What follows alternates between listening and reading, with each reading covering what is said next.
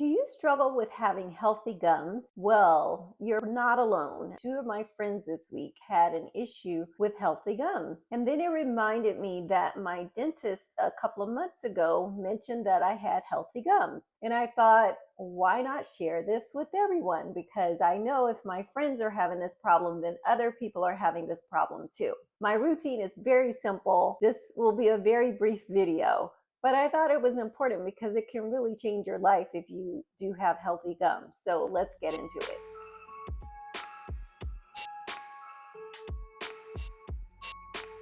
I used to struggle with having healthy gums. I mean, they weren't bad, but they were like borderline. They were about to cross that line where you have deep pockets. Well, I wasn't quite there, but I'm always trying to be proactive. So I did a bunch of research because that's what I do. And I came up with a solution. So I'm going to tell you my overall oral health routine, but then stay till the end because I'm going to tell you the one thing that I think really pushed it over the edge. And that's exactly why my dentist said to his assistant, "Do you notice anything about her gums?" So I'm lying there in the chair and I'm thinking, what's wrong with my gums? And she couldn't come up with an answer. So he finally said to her, "She has really healthy gums." And I thought, yay.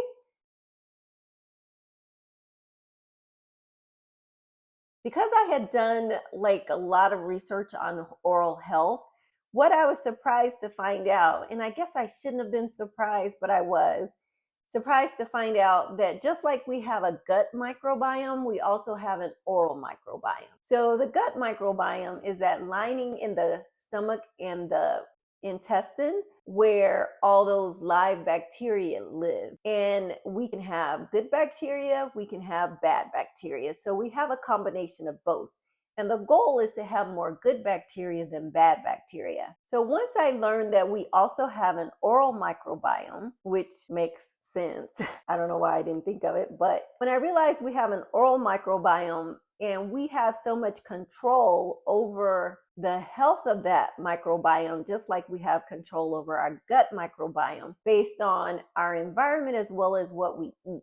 So a part of the microbiome not only does it include our good and bad bacteria, but it also includes like viruses and things like that, which is why they say wash your hands before you touch your mouth and things. Once I realized that we had this oral microbiome, I then found out that it can affect our overall health. So if we put bad things into our mouths, then of course it will change the health of our oral microbiome, which then changes our gut microbiome. So if you eat a bunch of processed foods, like things that come in a package, things that have all these ingredients in it that you have no idea what it is, those are called highly processed foods, which can create bad bacteria in your mouth, which then creates bad bacteria in your gut. If you eat healthy foods like whole foods and you eat organic produce and you eat organic meats, then you have good bacteria that you're creating in your mouth, which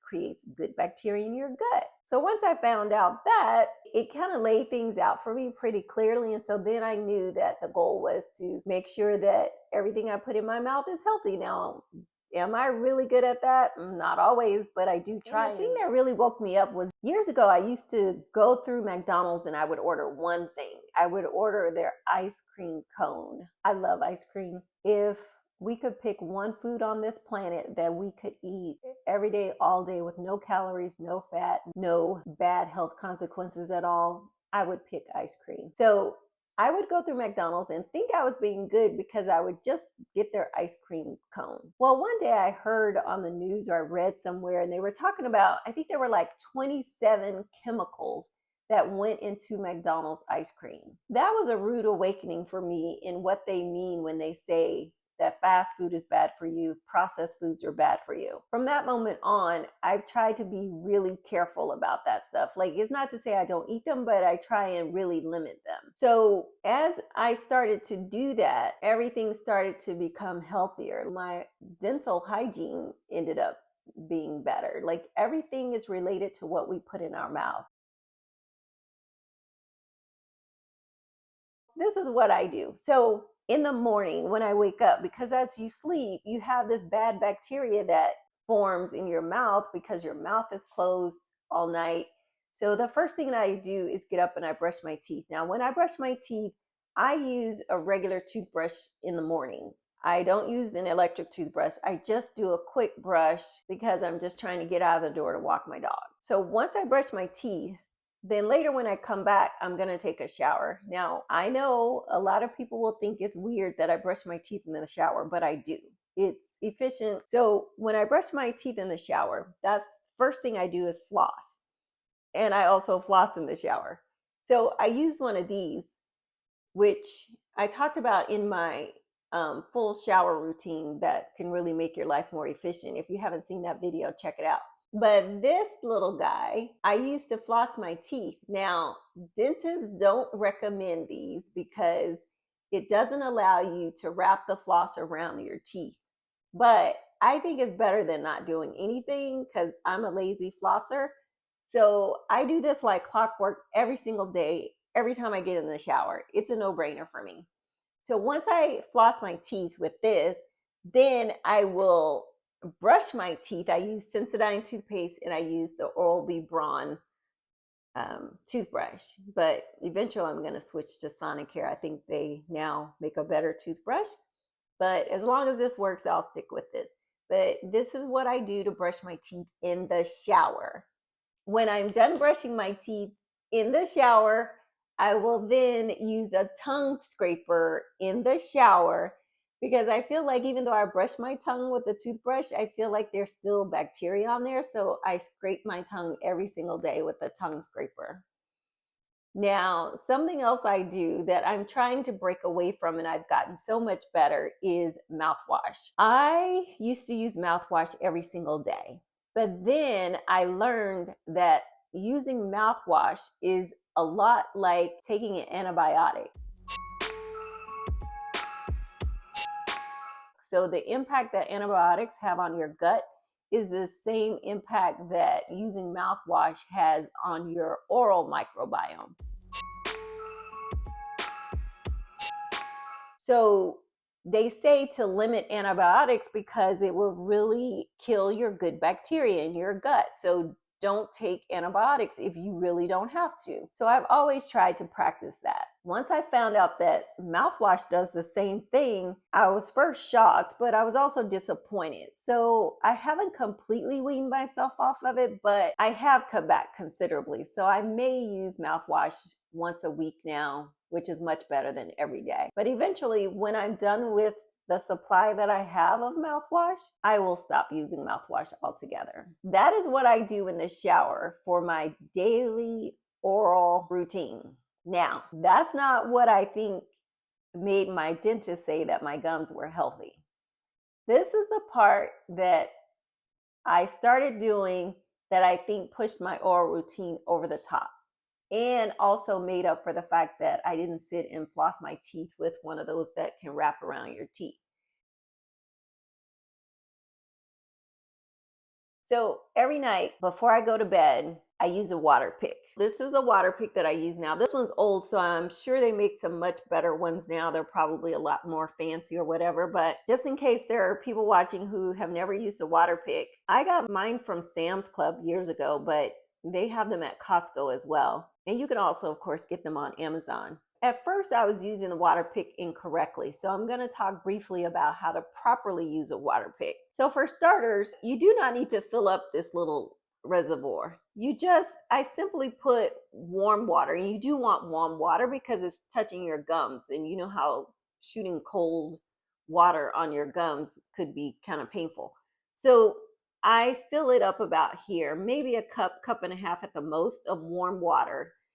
So this comes off, you just take this off, you stick it under the faucet, you put warm water in there. Now, I had learned a while ago that if you put tea tree oil in your water pick, that it can really make a difference in your gums. And that is the secret, I think, that has given me healthy gums where I don't have like the four pockets. When they measure my pockets, they don't read like a number 4 anymore. In the back, I was just having that problem in the back. A couple of places, they would say, "Oh, you have a 4 here. We need to watch that." So now that's not a problem. And so I put the water in here. I put 2 to 3 drops of the tea tree oil. Now be careful, because if you've never done this, you can make a complete mess of the bathroom. This is the one thing I don't do in the shower, although I do have a travel size water pick in the shower, which occasionally I will use. But for the most part, I just do this at night. So, one thing you don't want to do that I did in the beginning was turn this up to 10. Um, Initially, when I started using the water pick, I was actually damaging my guns, because not only did I have the pressure too high, but I also had this at the wrong angle. So, you really want to do this at a 45-degree angle. Don't like turn it down, because that can create more problems for your gums. You just want the water to shoot through the teeth and at the gum line. So that's what I do.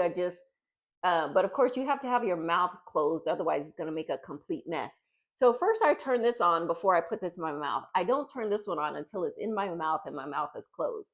But once it's in my mouth, you just go around like this, and you just slowly go around. And then by the time I do the top and the bottom, I have to spit the water out because my mouth is really full at that point. And then I go on the inside of the bottom and the top. And this, with the tea tree oil, is really why I think now I have healthy gums. So I don't know if you guys have any routines that you do that helps you have healthy oral health. But if you do, please leave it in the comment section below so we can learn those as well. So thank you for watching. And as always, live fully.